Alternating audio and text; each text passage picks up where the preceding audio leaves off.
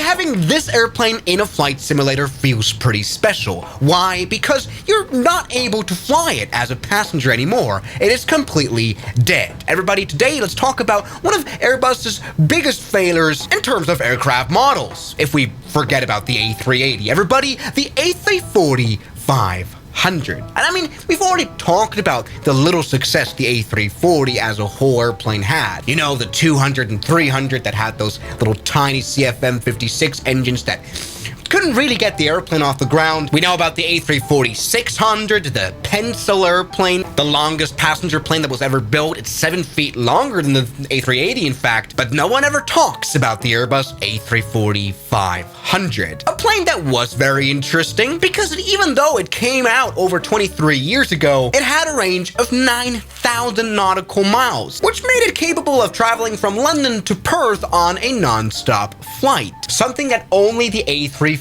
nowadays can top. That one can fly for 9,700 nautical miles. But despite that, Airbus built only 34 A340-500 airplanes, none of which are in service anymore at all. Okay, the Las Vegas Sands Casino has one for some reason.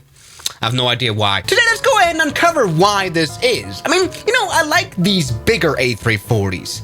Why? Because they finally have engines that somehow can take the load. These are the Trent 556 engines, and yes, they finally get this airplane to speed up a little bit faster. But something I very much like about the A340, 500, and 600 as well is the middle landing gear, which was obviously upgraded from the smaller versions of the A340.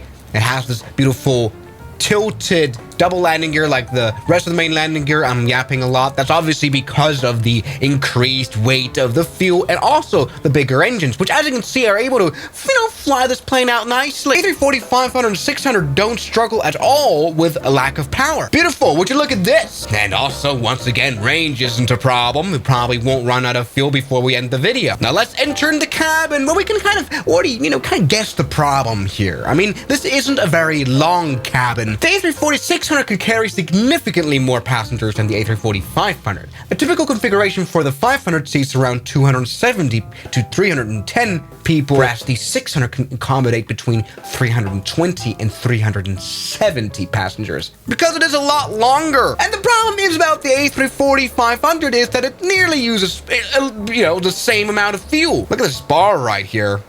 Do you think I have a million beers here? It's stupid. No, this plane was almost as heavy as the A340-600 as it kind of had the new big materials, new big engines, new big landing gear. So it kind of cost the same to operate while being able to carry a lot less people, thus being a lot less profitable. There we go. I've kind of already explained my point. Let's go ahead and land this plane because it butters beautifully. I mean, after all, it has one of the most beautiful landing gear configurations with, once again, the middle main landing gear being tilted backwards while the main landing gear on the left and right is like tilted forward. Now back to topic. I mean, the A340s always struggled to be successful. I don't really see it flying around anymore. Obviously, that's because of the 4 engines, which you don't need anymore because modern engines are ATOP certificated.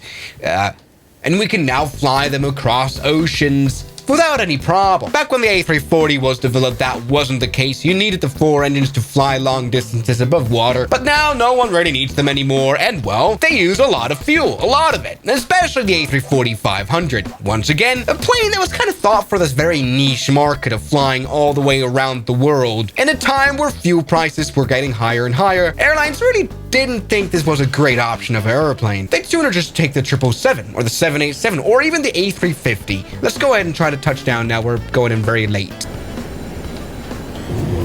Yes, that might have been a landing. I don't know. That might have been hard. All right, let's stop now.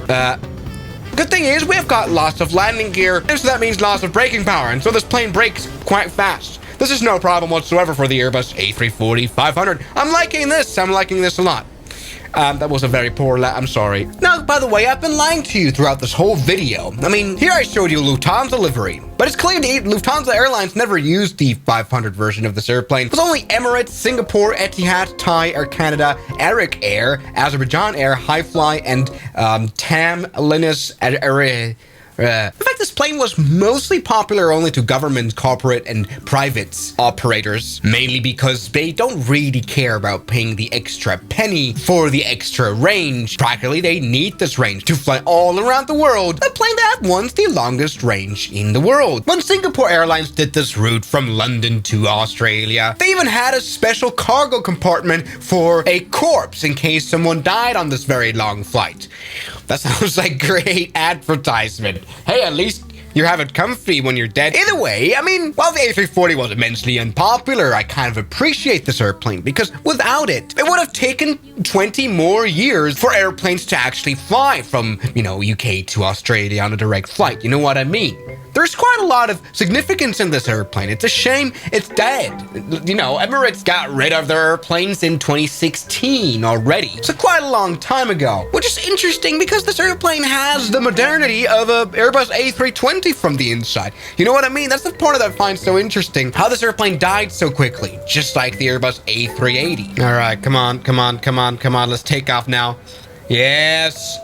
Yes, that was only a small tail strike right there. There we go. The beautiful power of the A340. Okay, I mean, yes. We're not running this plane on a lot of weight. We can only now fly for 2 hours. But look, if we've got no fuel in this plane, it flies wonderfully. I mean, it cannot carry much people, but it flies wonderfully. Maybe it's time for one last test, and that's a short field landing test.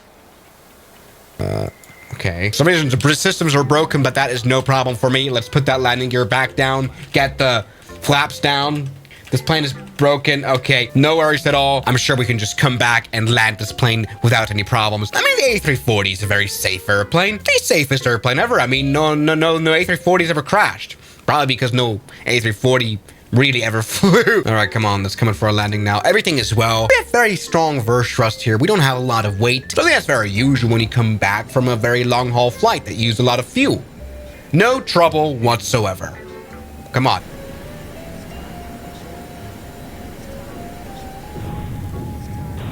Yes, there we go. Look at the speed and power of the Airbus A340 being able to stop. We just increased the... This is a bad video. Somebody rest in peace, Airbus A340-500. The first Airbus A340 to die quite a long time ago. Only to be followed by the rest of its cousins. Cousins that maybe were a bit less worse. So what do you think? Guys, so much for watching this video, and I'll see you guys tomorrow as always. Good night. And a special thanks goes out to my members, my supporters: Guns Killer, R27, James Duram, That Dude, Anime Gods of Gaming, Derek, Insider Plane, Nishijitsu Fighter, Professional Jamal, Ryland Williams, and New the York. You've got beautiful names.